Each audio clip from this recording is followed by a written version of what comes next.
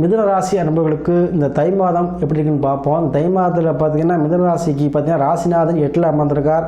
So வெளிநாட்டு பயணம், வெளிநாட்டு வேலை, வெளிநாட்டில் வேலை பார்க்கக்கூடியவங்க, பூர்வீக சொத்து வாங்க நினைக்கிறவங்க, தாத்தா வழி சொத்து வேணும்னு நினைக்கிறவங்க, பங்காளி சண்டை அதாவது சகோதர வழி உறவில் பிரச்சனை சொல்லக்கூடியவங்களுக்கெல்லாம் இந்த மாதம் அதிலேருந்து சுமூகமாக தீர்வு கிடைக்க போகுது. அதுவும் உங்களுக்கு சாதகமான தீர்ப்பாக அமைய போகுது.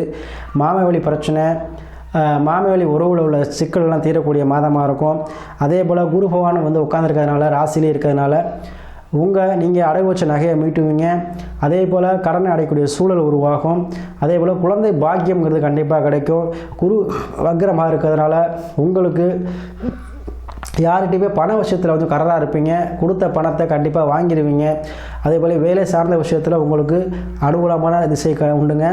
அதே போல் வீடு கட்டணும், திருமணம் சார்ந்த விஷயத்தில் தடையாக இருக்கிறவங்களுக்கு திருமணம் மற்றும் வீடு ரெண்டுமே ஒன்றா கிடைக்கக்கூடிய அமைப்பாக இந்த தை மாதம் உங்களுக்கு அமையுது.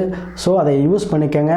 இந்த மாதம் உங்களுக்கு ராசி 8ல் அந்த திடீர் அதிர்ஷ்டம், திடீர் யோகம் கண்டிப்பாக உங்களுக்கு ஏற்படும். 8ஆம் பாவம் சொல்கிறனால உங்களுக்கு கண்டிப்பாக பூர்வ வழி சொத்து கிடைக்கக்கூடிய மாதமாக இருக்கும். ஸோ கண்டிப்பாக நீங்கள் ட்ரை பண்ணுங்கள். கோர்ட்டு கேஸ் பிரச்சனைலாம் உங்களுக்கு சாதகமாக வரக்கூடிய மாதமாக இந்த மாதம் அமைந்திருக்கு.